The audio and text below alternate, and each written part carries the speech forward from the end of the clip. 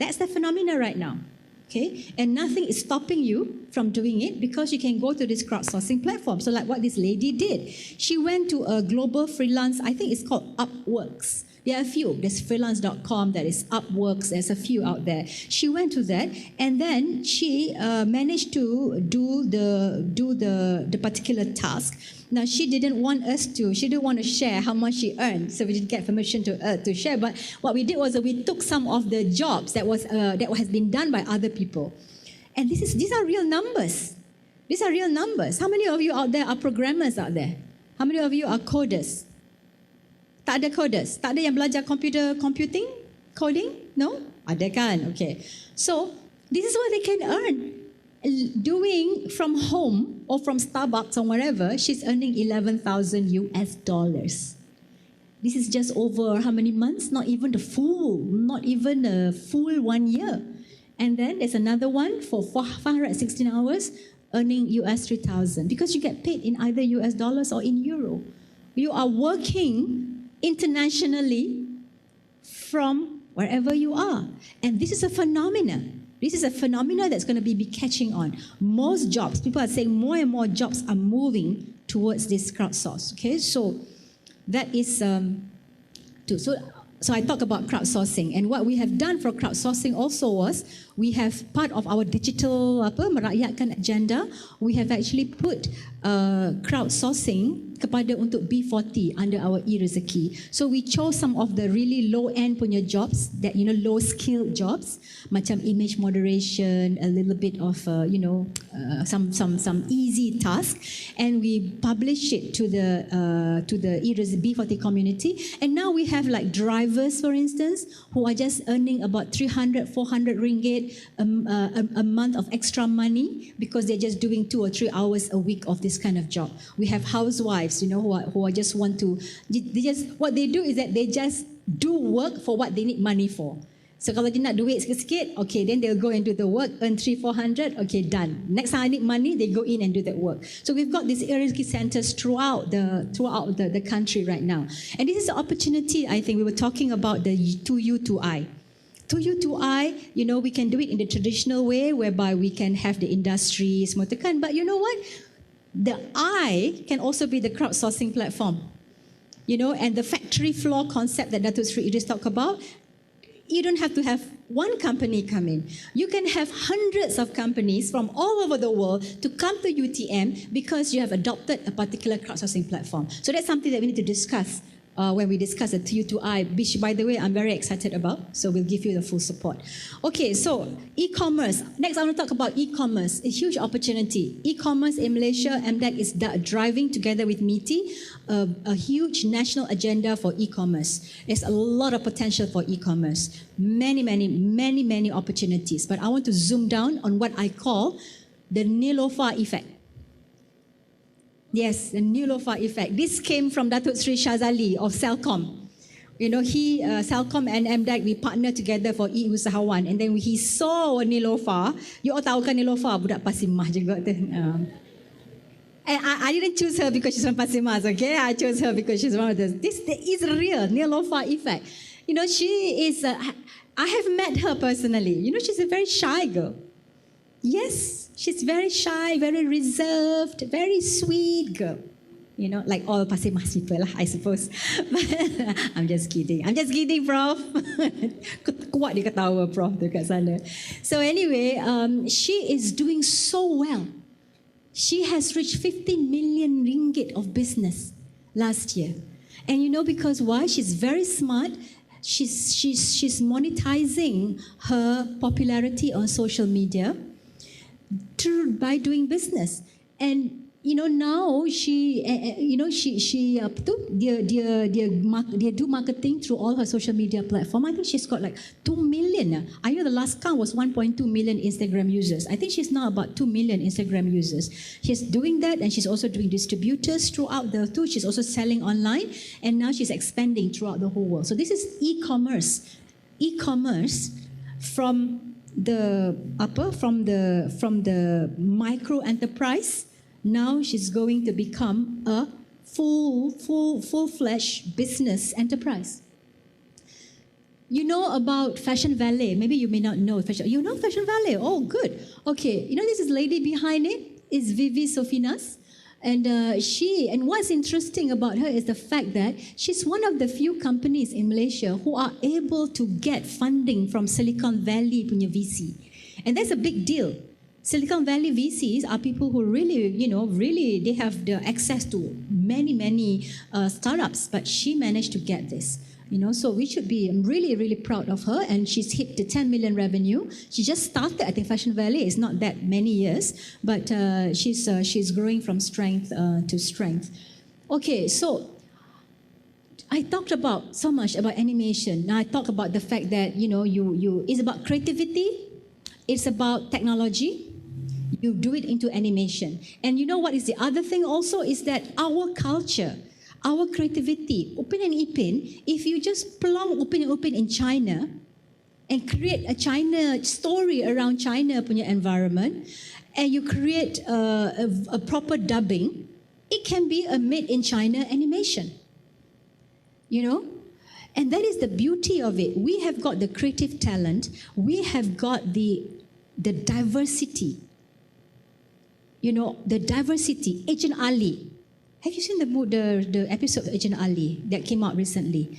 Yeah, and then Bobo Boy, by the way, is all of these companies that came from the MDEC ecosystem. Yeah, they all start study lagi daripada MMU days. They all study, dapat grant daripada MDEC and started, and now they are big hot shots.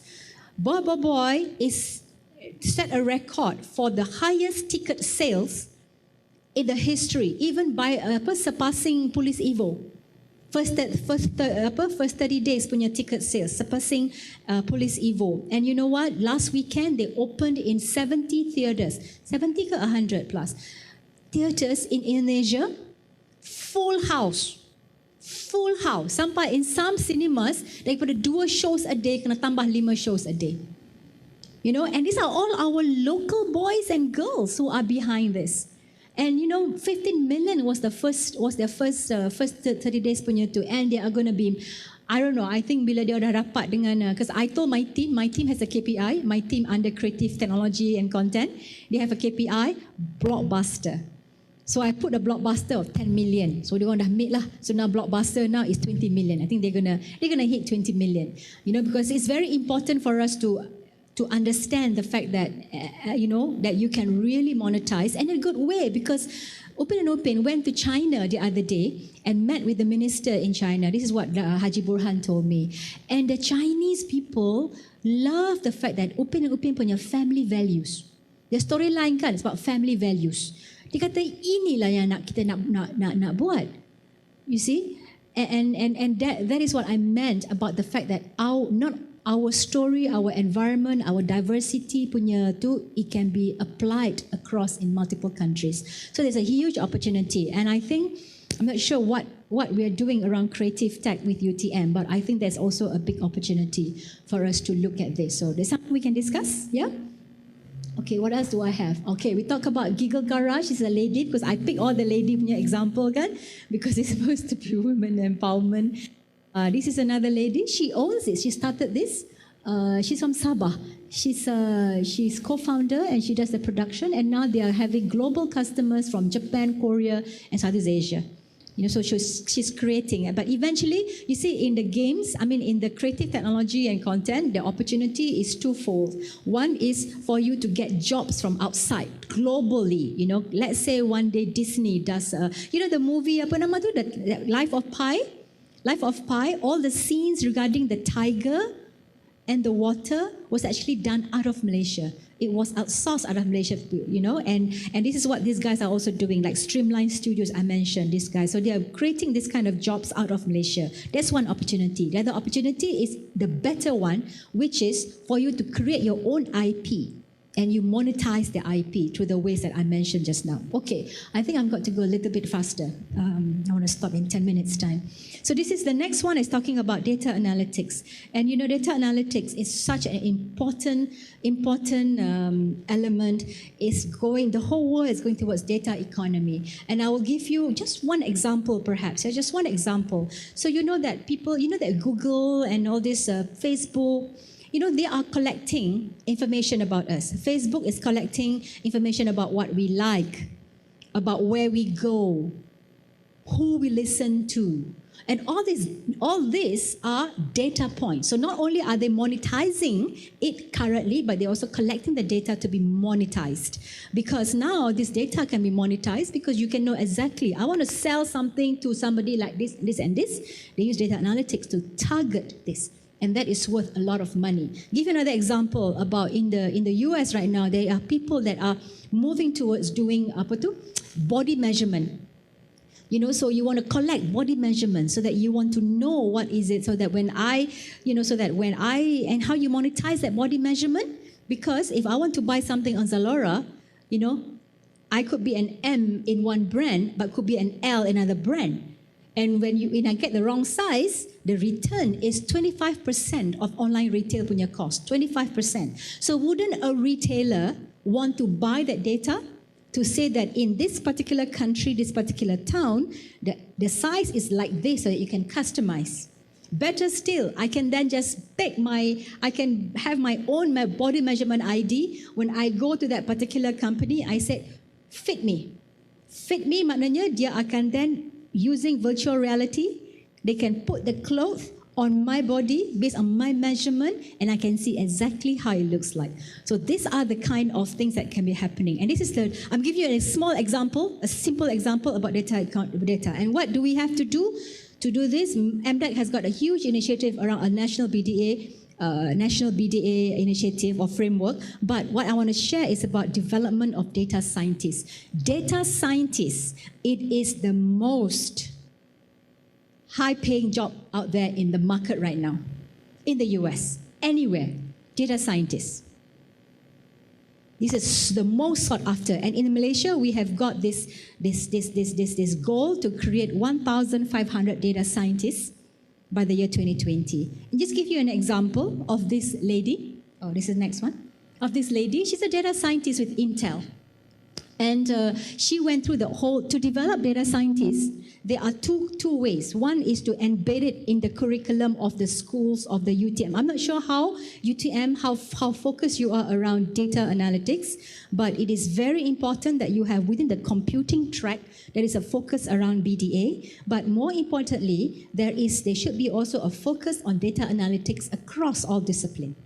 Maknanya, if you're an accountant, you should also have that mindset of data analytics.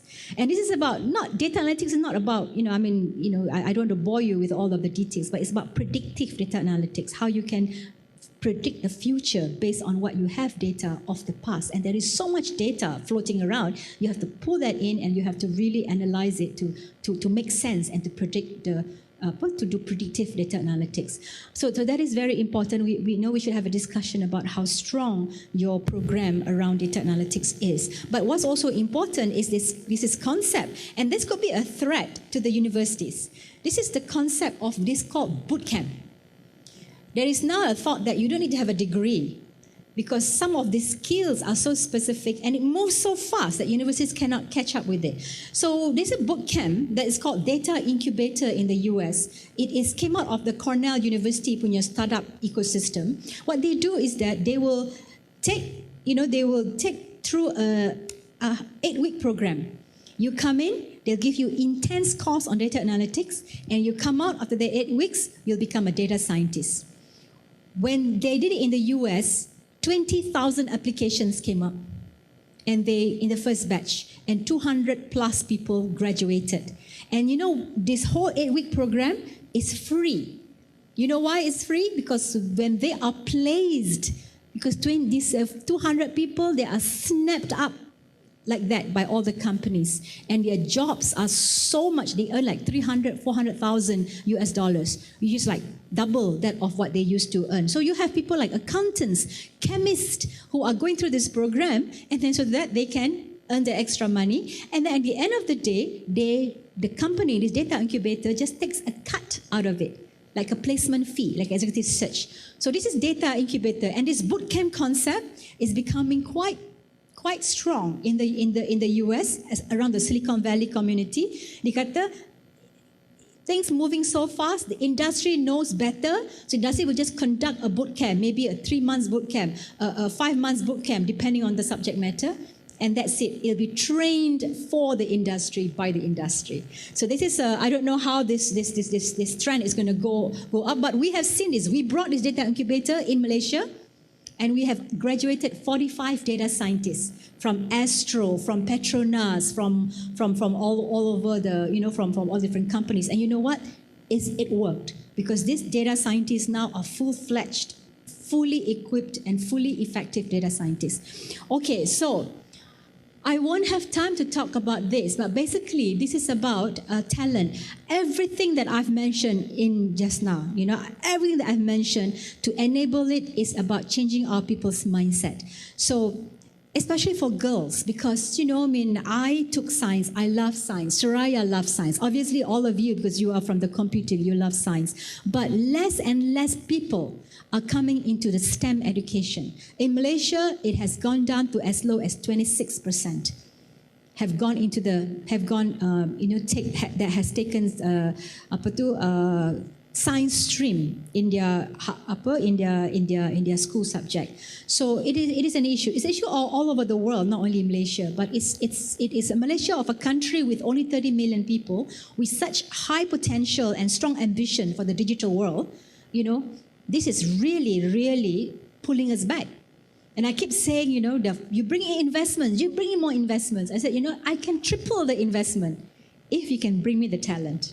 Because the talent now is such severe shortage. Now, what we have done under this, I want to just tell you that, because I think it matters to you at the university, the fact that, this has to start from school. So what we have done is that we work with Ministry of Education to revamp their curriculum. That Ministry is revamping their curriculum, KB, KSSR, KSSM, year 2017. So we have revamped their IT curriculum in schools. In the past, they were learning this is a computer, this is a hard drive, and this is how to use a Microsoft Word. We have revamped it to include coding.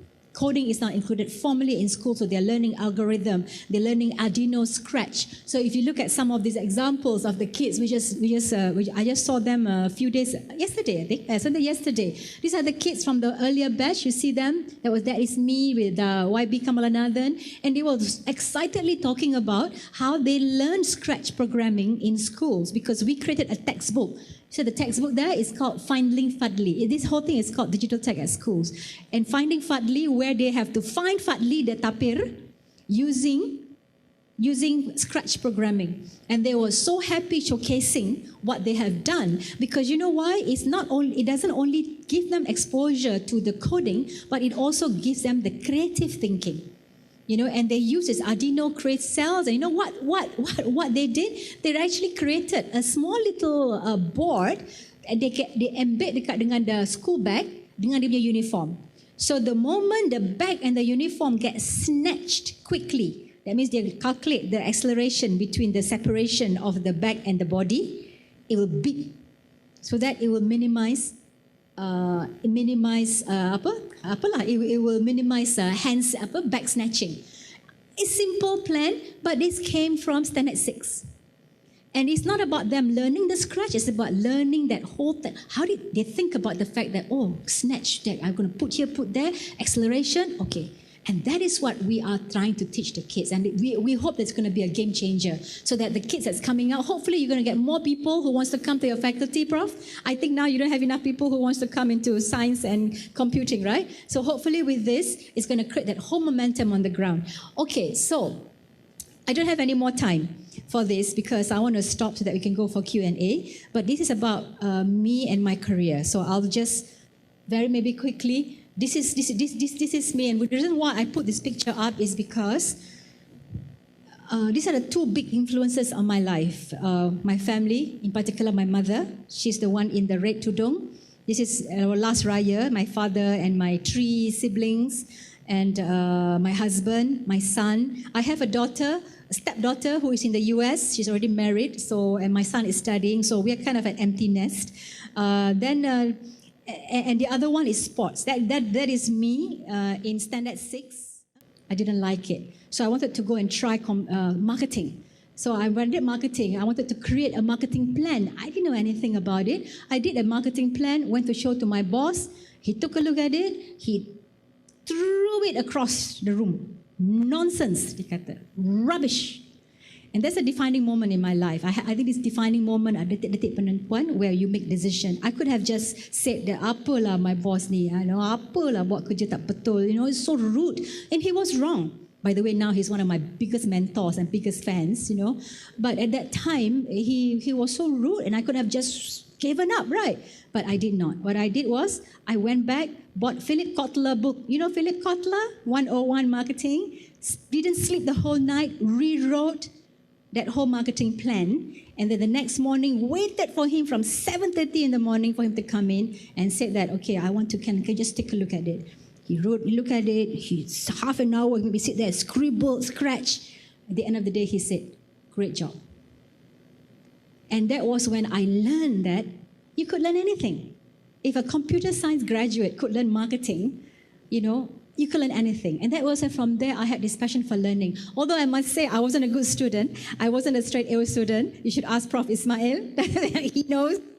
I was a student by objective. I just wanted to graduate by 21. I wanted to get a scholarship, but I was busy doing other things. I was busy in sports and all that.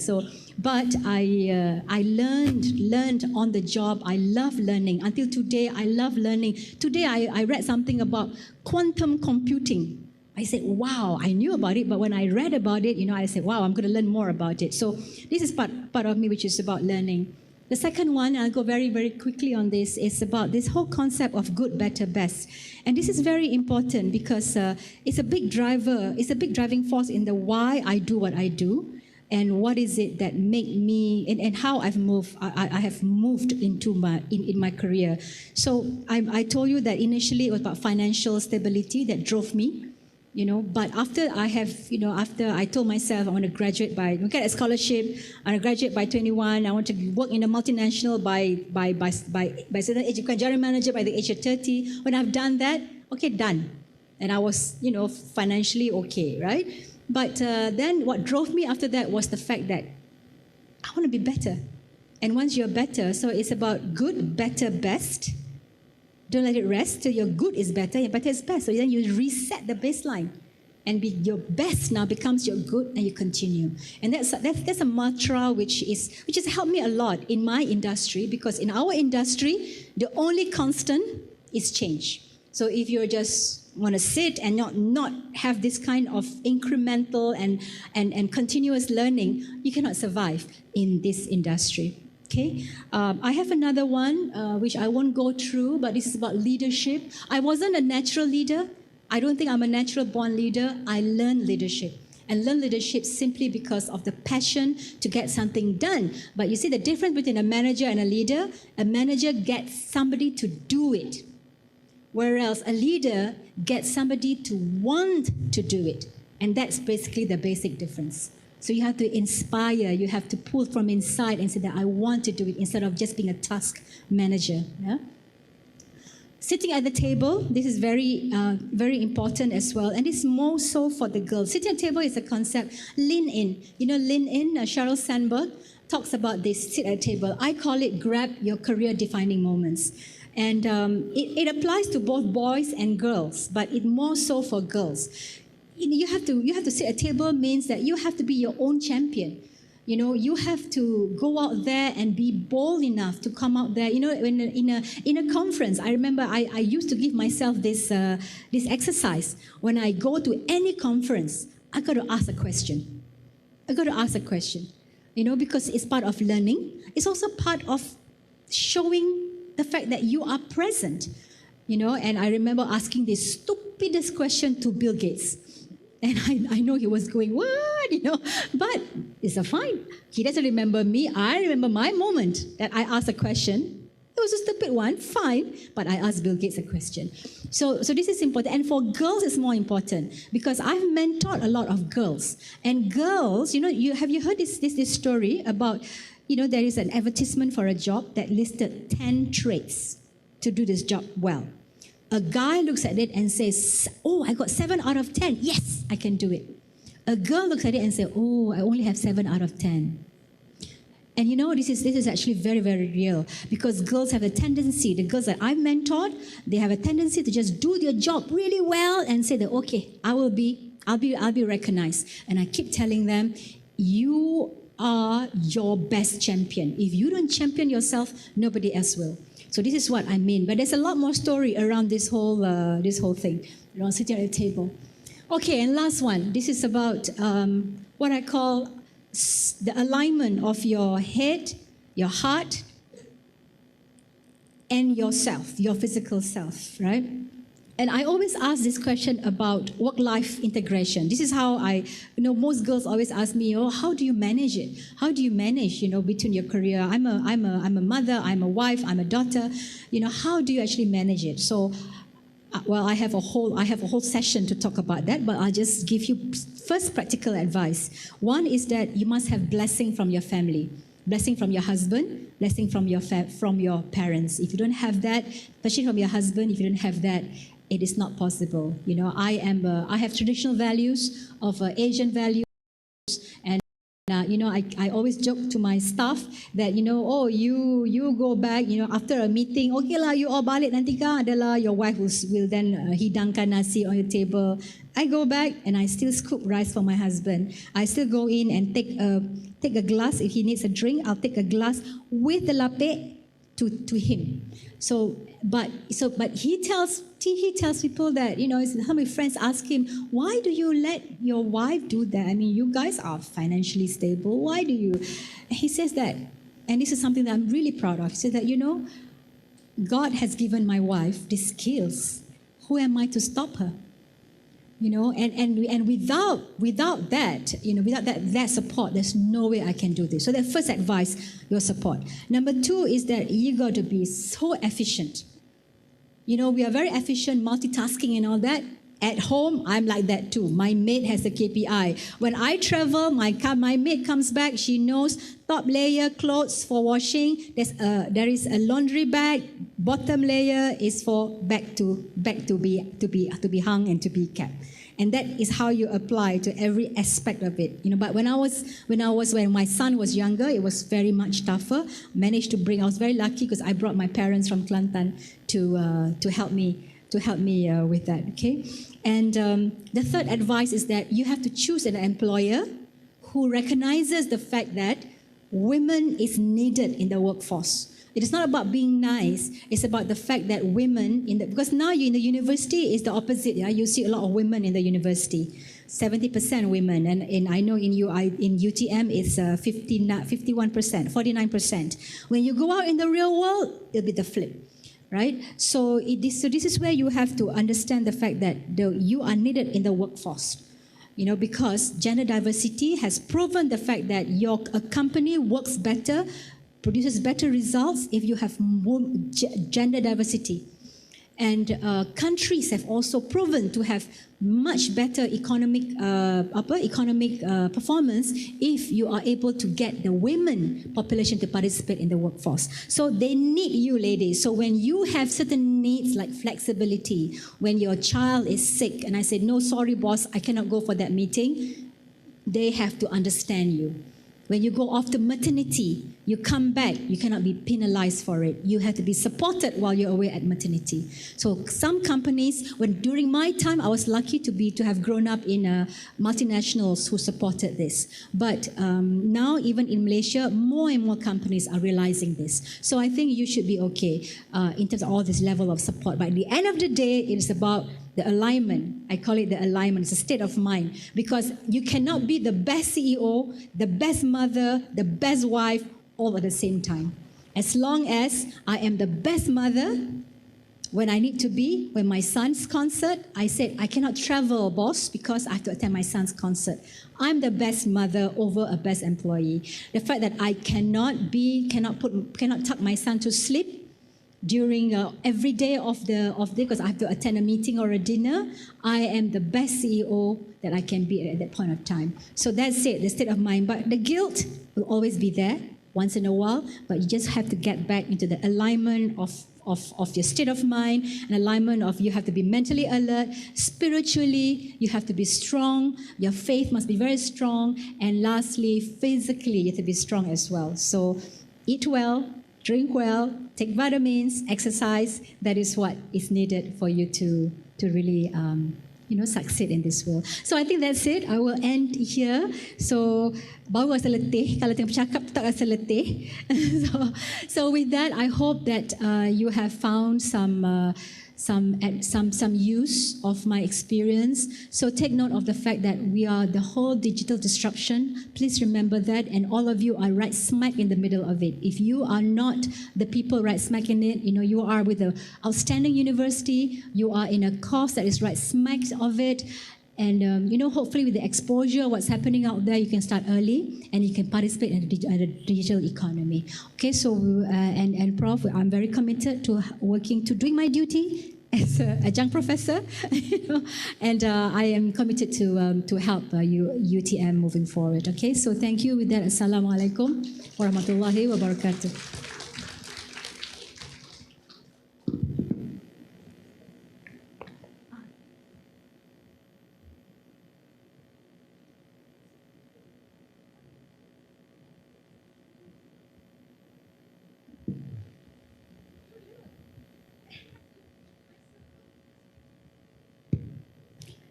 Ladies and gentlemen, we now open this session for question and answer. All are welcome to ask question to yang berbahagia, Datuk. Please.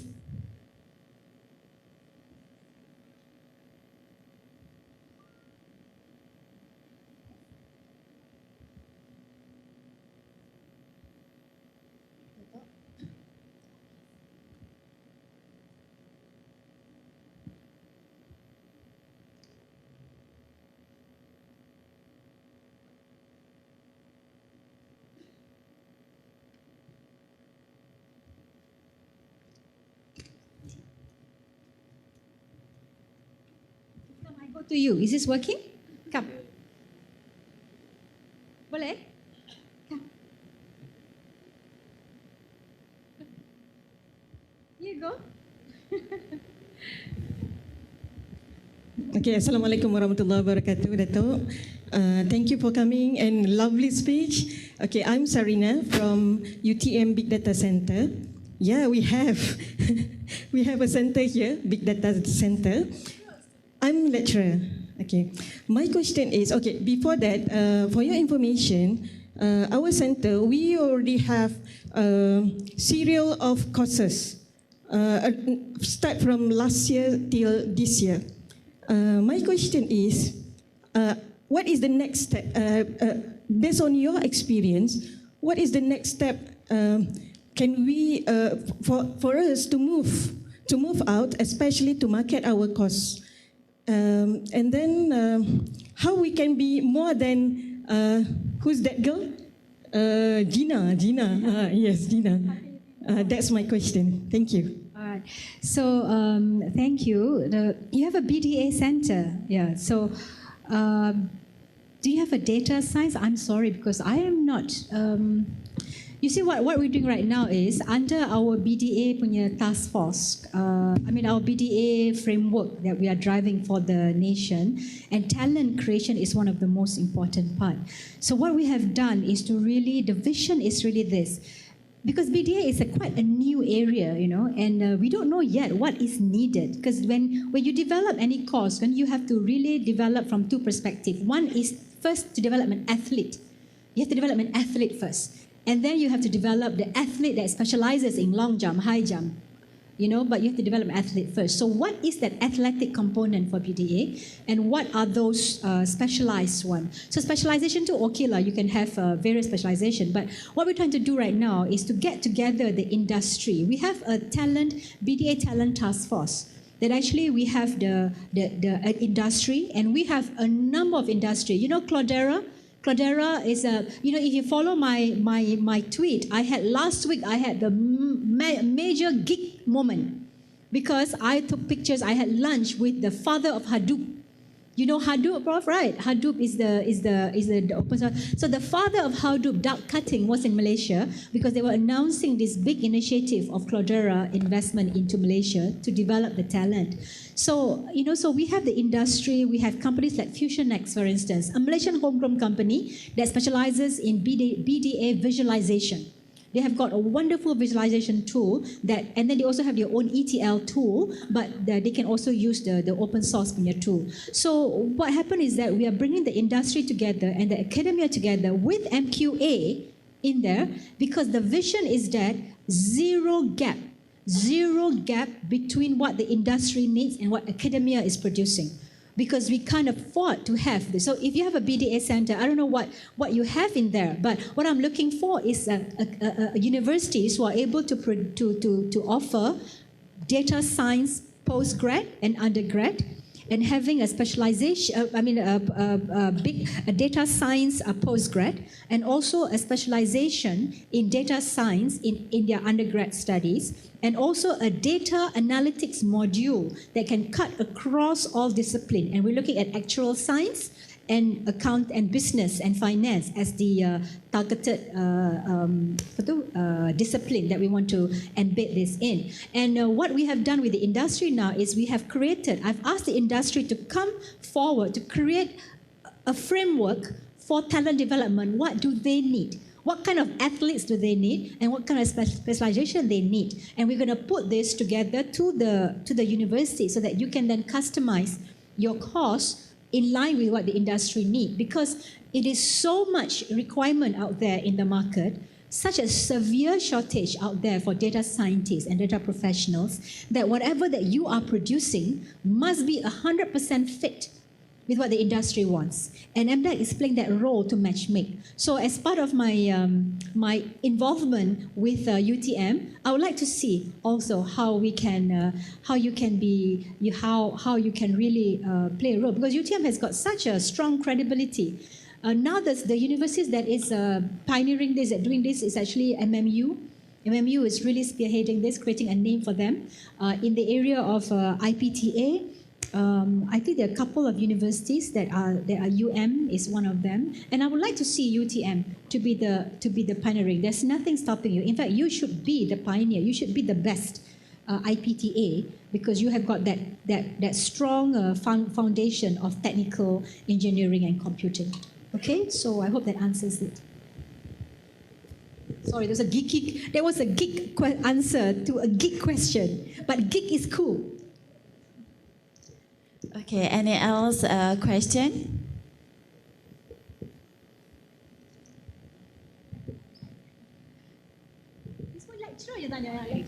Yes.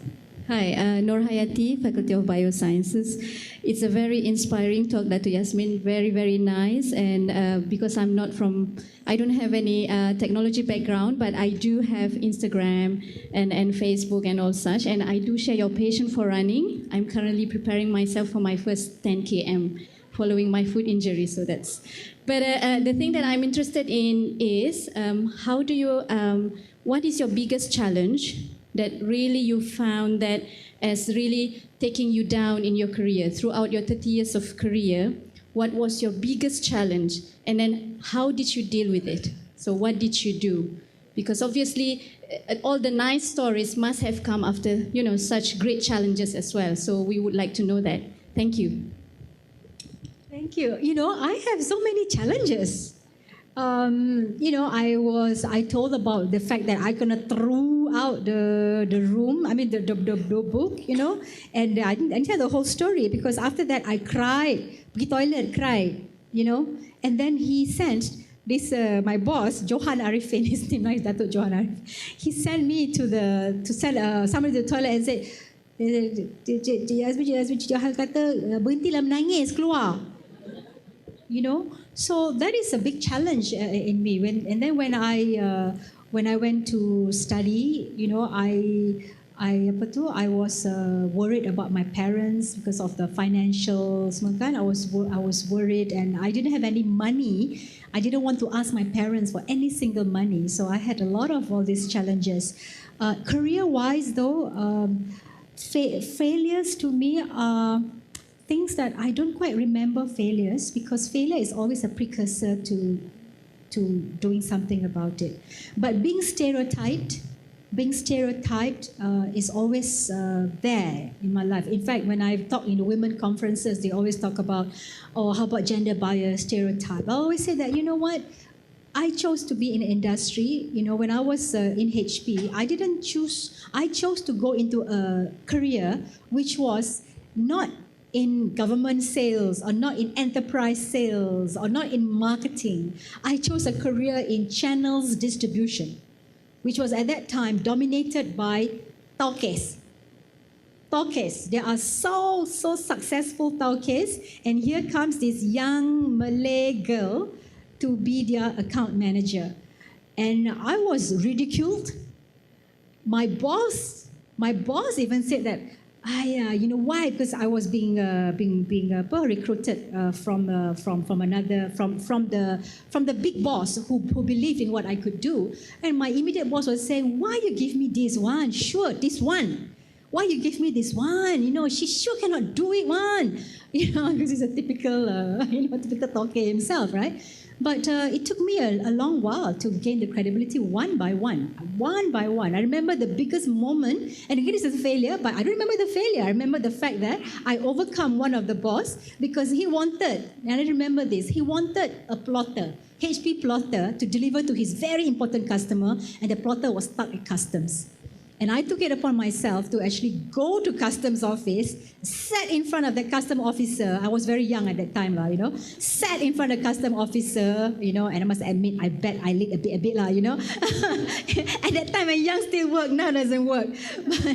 I was, at the end of the day, dia kesian that I waited there for so long, and he said, okay, I'll go and get it for you lah. So he went to look for the plotter and take out the document and send it out for me. But from then, and I called this guy, I said, sir, I managed to get this for you. And he was the first one to turn around and continue. So I was stereotyped all the time. When I was the MD of Microsoft, again, they were saying Malaysian, a lady. I was one of the first ladies in the world to become a country manager. I said, a Malaysian lady? No. So stereotyping is always something that I have had to struggle with all my life, but I don't see it as a struggle. I don't remember it anyway.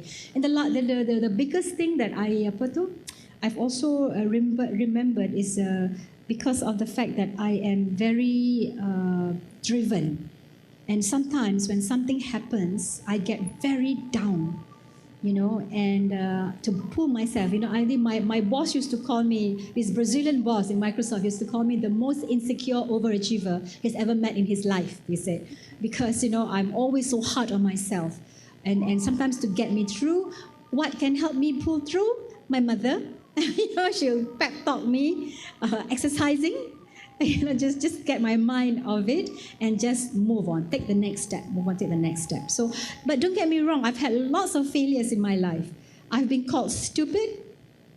What haven't I been called? I've called stupid. I've been called like a sweet young thing that don't know anything, right?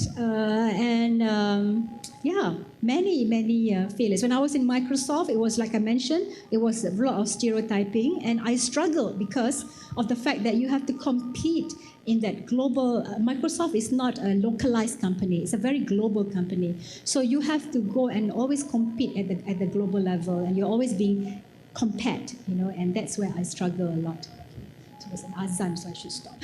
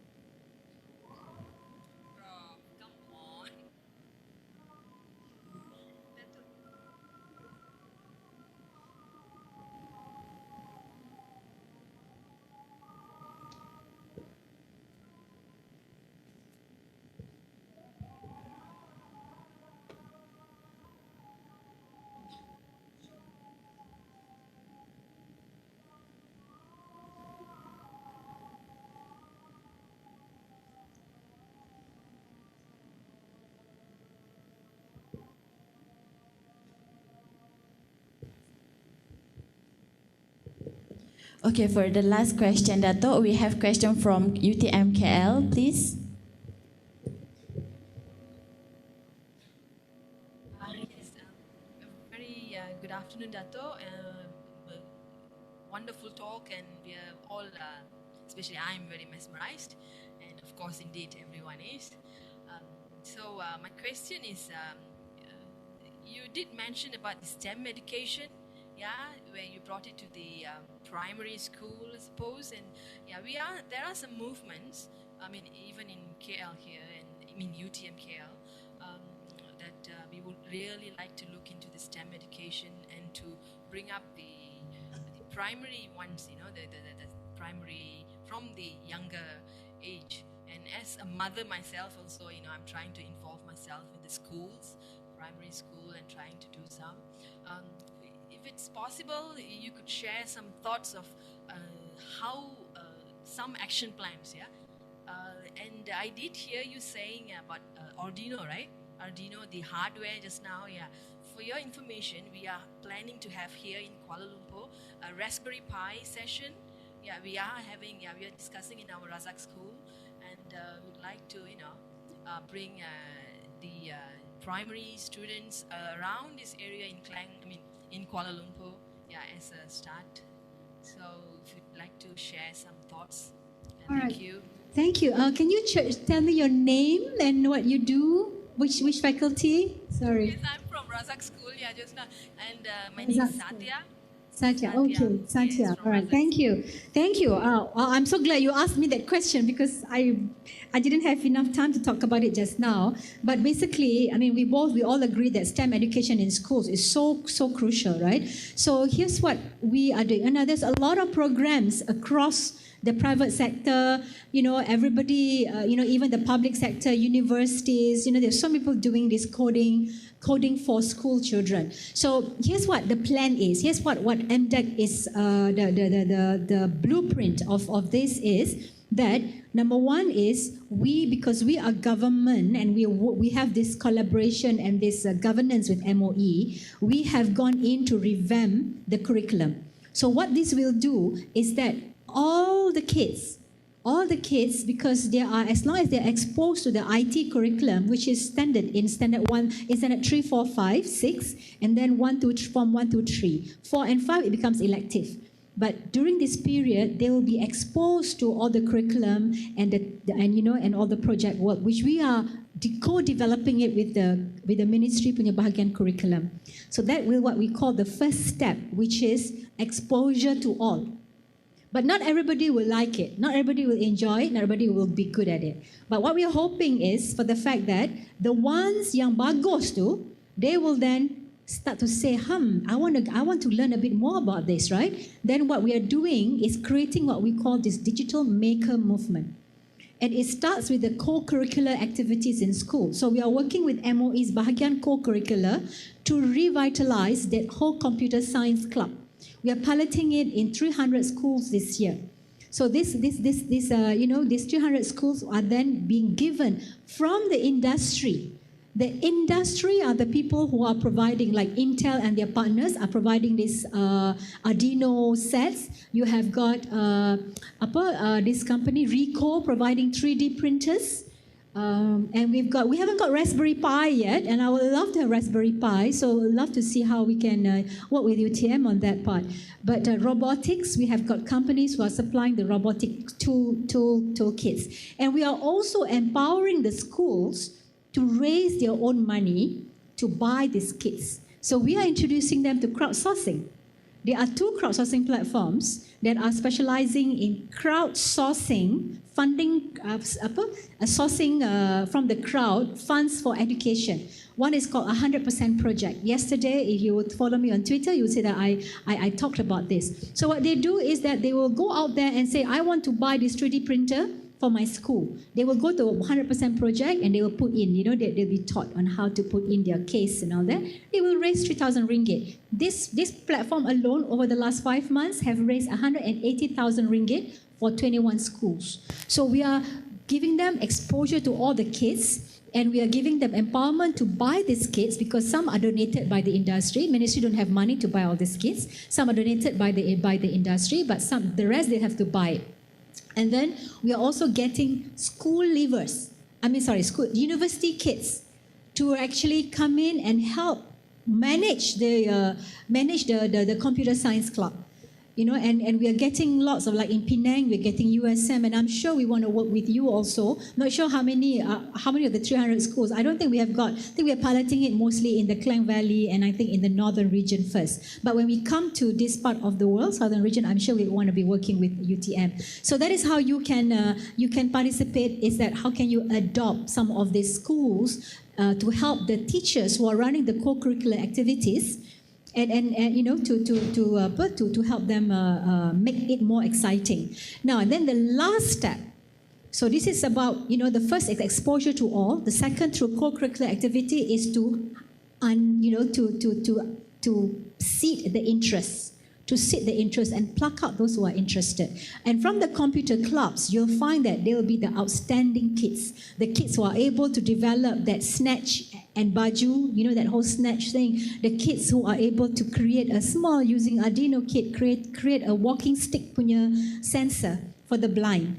Because Muslims cannot have dogs. So what did they do? So created a small kit to be plugged onto the walking stick and can be used for the blind, right? So when these kids, then we will be able to plug out the good ones, and then we are going to channel them to the industry. Industry has got, Microsoft has got Imagine Cup. Everybody have got their own version. There is a Prestariang, who is Dr. Abu, has now got a collaboration with the Silicon Valley coding schools. So, but what the industry needs, what the industry cannot do, and what we can do together with MOE is to pluck out the good kids, to pluck out the ones that are digital makers. There are potential digital makers. And we even have got a program whereby we're going to sponsor the top of these kids to go to Silicon Valley for an immersion program in Silicon Valley, because MDEC has got an office in Silicon Valley, which we started late last year. So we have got tons of people there who wants to welcome these kids, the top kids from all over the country into the Silicon Valley community. So this is where UTM can play the role. You can become the center, the digital maker hub for this region, because remember we talked about the schools, the schools who are good, they will have their own little piece of Arduino kit set or robotic kit set, but you cannot replicate that across all. But we want to have a center in every state, one digital maker hub where the best of the tools are put inside there. So then the schools can then, once they are interested, whatever they can play with in their respective schools with whatever kits they have. If they are interested, take a bus, come over to this digital maker hub. Let's say in UTM, or could be in Kazana, and we can then create that. So that is how we can collaborate. So if you can get hold of somebody within, then we can get connected with my team who does this. Okay, so Dato', we have one more question. Dato', kan ada mewakili the endangered species, kaum lelaki, mewakili kaum lelaki Johor juga, silakan, gentlemen. I'm an anak Johor anyway. My name is Kai. I'm an alumni of UTM. I think this is the first time I listened to Dato' Yasmin's speech on a lighter note. Back then, her speech would be more of more licenses, EA, those. Microsoft days, okay. But anyway, Dato', I think I'm from the industry now, right? In the private sector. My observation is that over the years we have trained a lot of knowledge workers, especially in the ICT industry. Of late, we notice the trend of brain drain. What more if we are trying to create MSc hub in Johor, and we are trying to create more and more knowledge workers in Johor, when for the grads or for the trained knowledge worker, it's across the border. They will get 2.89 over the exchange rate. How are we going to tackle this this sort of thing. Because in industry, when we train up a junior, a fresh grad to be a more senior guy, they will tell you, bye-bye, I need to go to get my financial security, that kind of thing. Thank you, Dato. Okay, I think this is a very important but a very complex topic to discuss. But so I will try to address it. So first of all, I think brain drain is a natural phenomenon. It is about water moving from high to low. It's about people moving from low income to high income. My son has told me that he doesn't want to come back after studying. He wants to go to the US. And the big driver is, of course, the money. You can earn, 3,000, let's say 3,000 US dollars, 3,000 ringgit. There's a huge difference, number one. Number two is also the fact that for my son's case, he just loves the California weather. So there is a lot of reasons as to why these young people, they consider themselves as global citizens. And they want to live. And because they are digital nomads, you take these nomads just within Malaysia, like, from home to Starbucks and all that. But it's nomad also from that whole global perspective. They call themselves global citizens. And we have many of those. I know the GE managing director is his guy by the name of Azlan, I think. And he, after school, he worked for a while in GE and he was accounted all over the world. And now he's coming back to Malaysia to head the GE in Malaysia. But so first, it's a natural phenomena, and people go for many reasons. Whether because they have some ideologies that they are drawn to in other parts of the world, and those are things that we cannot. Unfortunately, we cannot stop those because it's not within our control. But what can we do? Number one is that we got to be able to, I've always felt that there is this whole opportunity for us also from this high tide to low tide. There are other countries, that for a fact is that we are, on the MNC now, there's 87% local workers. I think it should be more because we want to get the best data scientists from Indonesia, for instance. We want to get the best creative talent from, let's say,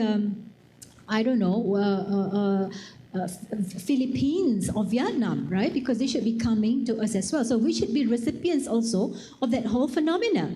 A lot of Indonesians love to be in Malaysia, just like a lot of Malaysians love to be in London, right? So there is also that whole phenomena, that's global movement. But what can we do in particular? We have to make sure that we keep on churning more, because it is about it's about the maths. If you're churning 1,000, we will get X percent who's going to go away. And because we're not churning enough, if we are multiplying that 1,000 by 10,000, we should not be too worried if 10% goes out.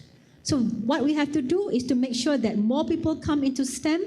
The graduates that come out of universities are also 100% fit. 100%. When I'm in UTM, I have very high standard. 100% fit with what the industry needs. So that is what we can do. The other thing we can do are things like what we're doing in Nusa Jaya or Iskandar Putri right now, which is creating this whole hub, what we call near shore. We lose a lot of people to Singapore, because Singapore actually concertedly woos our people. The top kids across, in the universities, out in the top universities, the Singapore companies and even government actually targets them. Not only Malaysians, but especially Malaysians, because Malaysians, to work in Singapore, you get the balance of, higher income. You also get the balance of being close enough to the family, right? So we have quite a number of Malaysians who are working in Singapore. But how about creating, the whole Iskandar Putri? We are creating the vision. Yeah, Zul is from this young man. Can you stand up, Zul? This is Zulfikar. Young man, he's with Khazanah, now heading I2M, which is this company that's going to be really spearheading this whole nearshoring activity with Singapore. So, I didn't get your name just now. What's your name? Sky. So Sky, what company is it with? Yeah, it's in IT. So you see, Sky, I think what we're going to do is that we're going to create more talent more talent to come into the pipe. The talent pipe now is just too what do you call it? Too inadequate right now. So we have to increase that pie. In terms of the brain drain, it's a natural phenomena. I don't think we can do anything about it, except for the fact that create the type jobs, create the high-level jobs, because for these millennials, job satisfaction is key as well. So if we are able to attract the kind of jobs that will allow them to be, to follow their passion, to be able for them to grow in their career, right? So there is a percentage of those people who actually go out because they want to choose the kind of jobs. Now those we can control, or we can actually intervene because we can create the jobs in Malaysia. But it's a chicken and egg. Because to bring in these companies right now, like I said, I can triple the investors that come to Malaysia, provided the talent is there. So it's chicken and egg situation. Yeah. So Sky, I'm sorry, I don't think I gave you the full answer, but I hope that's sufficient. Thank you, Yang Berbahagia Dato'. By the way, we're having an industry dialogue, by the way, Sky, through PCOM. So if you want to talk more about this, you please get in touch with PCOM. We're organizing an industry dialogue in the next a month or so. Sorry, just want to... I cannot see Sky anymore in the... Okay. Okay, thank you. Thank you, Yang Berbahagia Dato', and those who asked the question.